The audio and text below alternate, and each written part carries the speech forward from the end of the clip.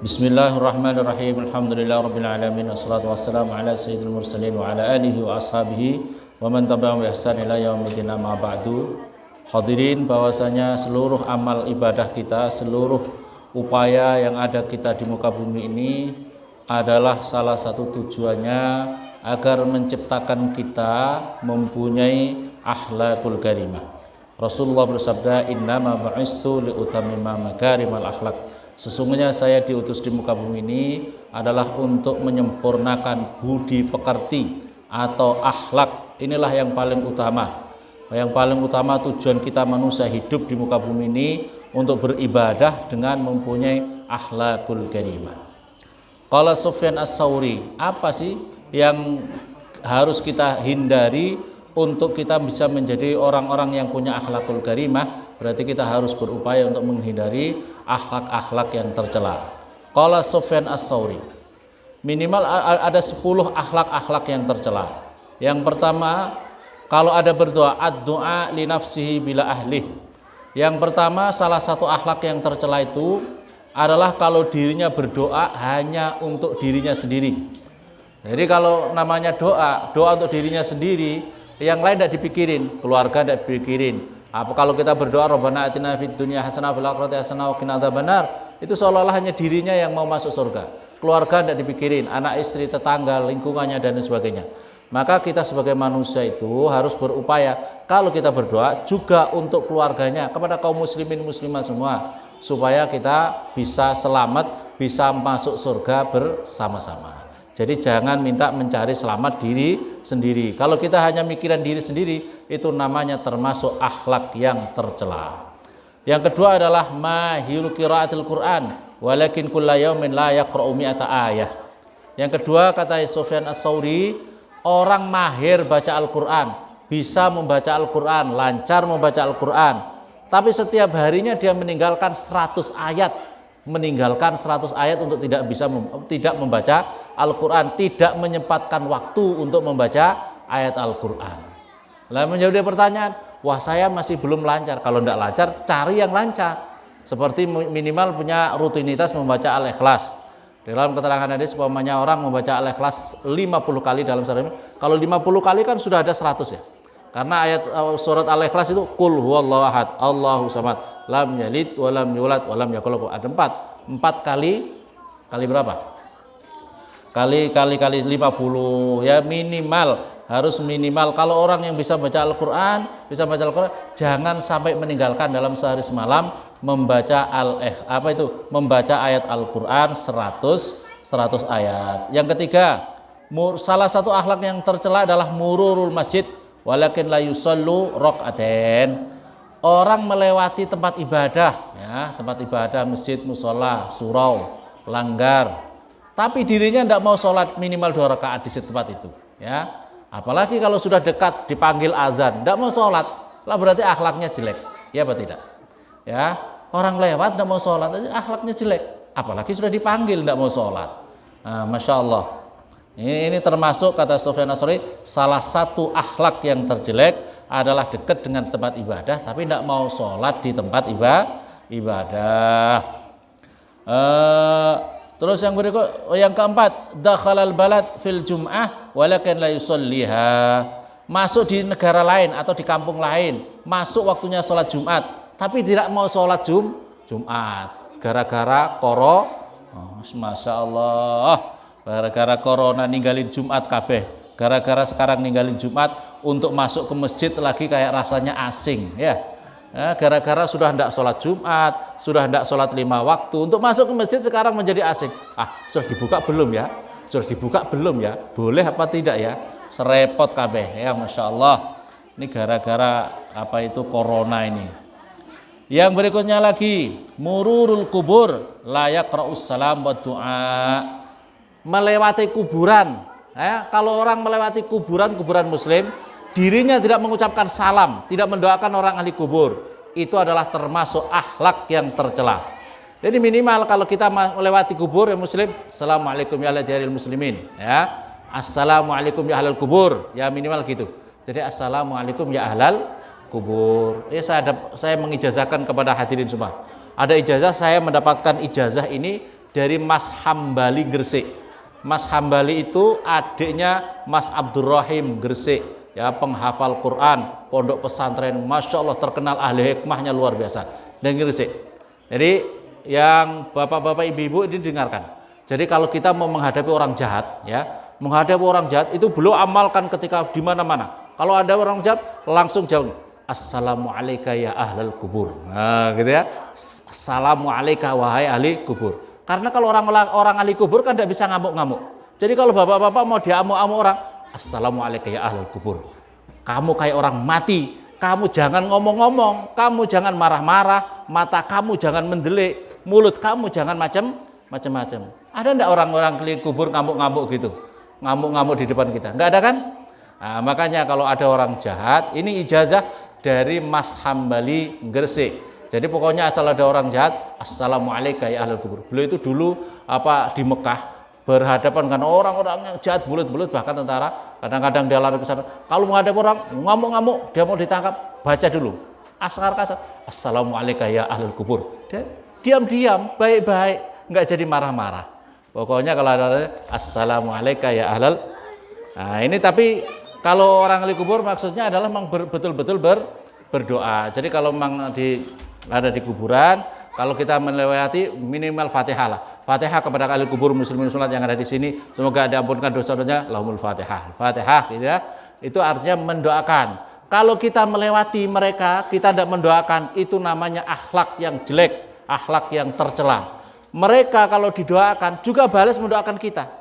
Jadi mereka semua yang dikubur itu kalau kita mendoakan, mereka juga akan mendoakan kita. Mereka berterima kasih dan akan mendoakan kepada kita. Masya Allah. Ya, jangan sampai kita melewati kubur kemudian tidak minimal baca Fatihah kepada mereka. Semua ahli kubur Fatihah kepada mereka semua yang dikuburkan ini minal muslimin wal muslimat. Kalau campur makanya disebutkan minal muslimin wal muslimat. Yang berikutnya lagi yang nomor 6 adalah yahdurul alim la yatlubul ilma anhu. Kalau ada hadir datang seorang alim, seorang kiai, seorang habib jauh datang dari Jawa, terus kita jangan acuh tak acuh, kita harus dekati. Kita harus dekati, bisa mendapatkan ilmu, bisa bersilaturahim, bisa berziarah, bisa mendapatkan ilmu dari beliau-beliaunya. Jadi jangan acuh tak acuh, wah itu saya bukan kiai saya. Bukan masalah itu, pokoknya ada orang alim, sudah jauh-jauh, kita tidak ada hormat sama mereka. Acuh tak acuh. Masya Allah, itu adalah akhlak yang jelek, akhlak yang tercela, akhlak yang harus dibuang dari sikap pribadi kita. Jadi harus peduli, kita tamu. Ya, ada tamu, ada orang alim, kita harus peduli apa yang kita bisa. Ya, kita harus mendekat sama mereka untuk dapat manfaat, dapat hormat dan sebagainya. Yang berikutnya istamal insan walakin la yas'alu ismuha. Berkumpul, bertemu, berjumpa sama muslim, berjumpa sama seseorang, ngobrol-ngobrol lama, tapi tidak saling berkenalan. Perjalanan umpamanya menaik kapal, ya, naik kapal dari Papua sampai ke Surabaya 6 hari, ya, 7 hari 6 hari. Perjalanan ke Surabaya, jejer tidur, ngobrol, makan bareng, segala macam guyon-guyon, terus saling pulang. Itu namanya siapa? Enggak tahu. Jelek sekali akhlaknya. Harus berkenalan. Sudah dekat kita baik-baik kok enggak kenalan itu loh. Namanya Masya Allah. Itu salah satu akhlak yang jelek. Berikutnya lagi, idza du'iya la yaji'u bila udhrin. Ketika diundang, salah satu akhlak yang jelek lagi adalah ketika orang itu diundang tapi dirinya tidak mau datang tanpa uzur. Kalau sudah diundang, hormati orang yang mengundang itu. Hormati orang yang mengundang itu. Ya, kalau tidak mau datang itu namanya akhlak yang sangat jelek kalau tidak ada uzur. Ini kalau diundang orang. Lah kalau sekarang diundang sama Allah gimana? Ya? Azan itu panggilan siapa itu? Panggilan dari Allah Subhanahu wa ta'ala. Kalau tidak datang, ya, sama orang aja jelek akhlaknya. Bagaimana kalau kita dipanggil sama Allah Subhanahu wa ta'ala tanpa uzur, uzur. Yang berikutnya lagi ashabul farik walakin la yatlubul ilma wal adab. Ada anak yang masih masih belum disibukkan. Ada anak yang masih menganggur, Artinya nganggur itu dirinya masih tidak disibukkan oleh apa itu pernikahan, terus tugas-tugas rumah tangga dan lain sebagainya. Maksudnya anak yang masih muda, anak yang masih masa-masa belajar. Punya anak dibiarkan dirinya tidak belajar ilmu agama, tidak belajar tata krama, tidak belajar adab, sopan santun, etika, itu membiarkan seperti itu adalah akhlak yang tercela, akhlak yang jelek. Kalau ada orang tua membiarkan anak-anaknya yang masih masa-masa belajar tapi disuruh di rumah saja, diam di rumah saja, main HP kesana kemari bebas lepas tanpa mendapatkan ilmu, tanpa mendapatkan pembelajaran ilmu agama, tanpa berlatih, tanpa apa itu diajari akhlak budi pekerti. Nah, salah satu pendidikan budi pekerti adalah di pondok pesantren, karena kita diajari bagaimana punya sopan santun, adab, etika dan lain sebagainya. Ini adalah akhlak yang tercela, akhlak yang jelek kalau membiarkan anak-anak jauh daripada belajar adab, belajar ilmu. Yang ke-10 mamlu'ul batn walakin jarung atsan wal ju'. Orangnya makan kenyang tapi membiarkan tetangga kanan kiri kelaparan, kehausan. Itu adalah akhlak-akhlak yang tercela. Hadirin yang dimuliakan oleh Allah Subhanahu wa taala, ada sebuah cerita. Ada sebuah cerita hukya an ba'di sholihin qala kuntu taifan bil bait idza rajulun sajid wa huwa yaqulu madza fa'alta ya sayyidi fi amri adika al mahrum. Ini ada orang menjalankan ibadah di Mekah. Saya ini tawaf, ada seorang soleh menceritakan, ada orang soleh, saya ini sedang tawaf, tapi saya itu mendengar ada orang yang sujud di dekat kawasan tawaf itu. Ada orang sujud, doanya itu selalu begini. Jadi minta sama Allah, madza fa'alta ya sayyidi, apa yang engkau kerjakan pada diriku wahai Tuhanku, fi amri abdika, di dalam perkara hambamu ini ya Allah, di dalam masalah perkara hambamu ini yang tertolak. Apa yang engkau kerjakan ya Allah, apa yang engkau lakukan ya Allah kepada diriku hambamu ini ya Allah, yang al-mahrum, hambamu yang tertolak ini ya Allah. Ini doanya aneh, ini doanya seperti itu. Ada orang soleh tadi selesai tawaf masih sujud, masih sujud sampai selesainya tawaf, baru orang itu baru selesai sujud dengan doa yang itu saja. Jadi mohon kepada Allah dengan jawaban itu. Apa perkara apa ini? Ya Tuhanku, wahai Tuhanku, bagaimana keadaan diriku ini di dalam perkara hambamu ini yang al-mahrum ini, yang tertolak ini ya Allah Subhanahu wa taala. Wa kullama marartu alaihi ayasma'u faqala. Terus setelah saya wa faraqa qala i'lam anna kunna fi biladir rum. Terus kemudian dia bercerita gini. Wahai Syekh, saya ini dulu adalah bersama tentara. Saya ini bersama tentara, saya ini adalah menjadi mata-mata tentara. Nah, mata-mata tentara dari kelompok muslim. Nah, kami ini di sana ada kelompok kufar, kelompok orang-orang dolim. Saya ini dengan kelompok muslim. Saya awasi sana, terus kemudian di sana ada apa itu orang pasukannya sekian, kekuatan sekian, maka begitu diserang menjadi kalah. Nah, suatu ketika saya ini diceritakan di dalam kitab ini, saya ini kemudian tertangkap. Begitu kami jadi mata-mata tertangkap oleh pasukan mereka. Kami kurang lebih ada 10 orang. Begitu ditangkap, maka kami semuanya dipenggal kepalanya.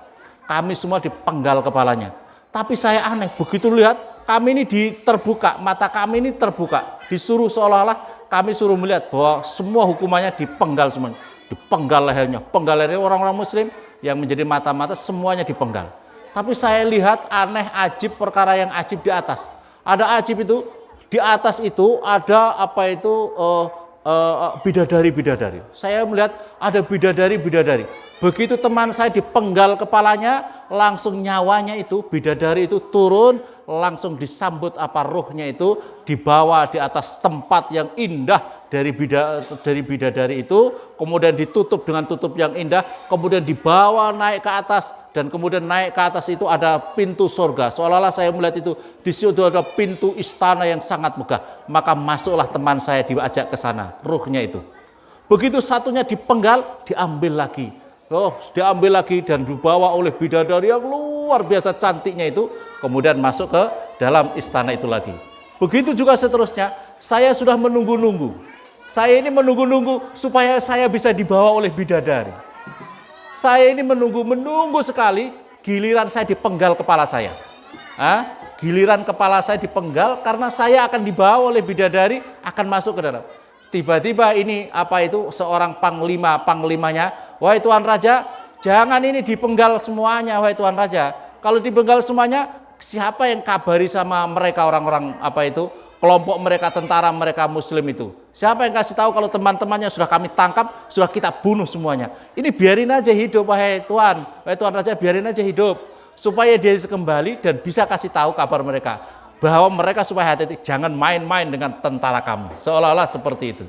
Maka oleh karena itu saya ini begitu sudah mau dipenggal tapi ternyata nggak jadi, bidadari sudah ada di depan saya, sudah mempersiapkan tempat, sudah nyawa saya mau dibawa, saya sudah menunggu-nunggu ini, ternyata saya dibiarkan hidup. Dan bidadari, ada ini tuh orang ini mahrum, tertolak ini, orang ini nggak jadi saya bawa, saya biarkan. Terus bidadari naik ke atas, saya kecewa sekali ya Allah, saya kecewa sekali ini, menunggu kapan saya ini nyawa saya dibawa oleh bidadari. Maka saya tawaf di sini ini, menjalankan ibadah di sini, kapan ya Allah, apa yang terjadi pada hambamu ini yang mahrum, yang tertolak nggak jadi masuk surga ya Allah, kapan saya masuk surga ya Allah. Nah, Masya Allah, ini orang-orang yang sudah tahu orang mati itu jadi nikmat kalau memang kita akan masuk surga ya. Kalau bisa masuk surga, orang soleh, ibadahnya baik, niatnya di dunia baik, maka kita akan disambut oleh bidadari. Bidadari itu akan menyambut nyawa kita. Masalahnya kalau kita ini tidak senang kumpul orang baik. Masalahnya kalau kita tidak senang kumpul sama orang soleh-soleh. Lalu terus kita nanti yang nyambut siapa? Ya, yang nyambut nanti gerandong sama mak lampir. Naudzubillah summa naudzubillah. Semua kita ini termasuk fit dunya hasanah wal khulud fil jannah. Amin Allahumma amin. Semoga bermanfaat. Assalamualaikum warahmatullahi wabarakatuh.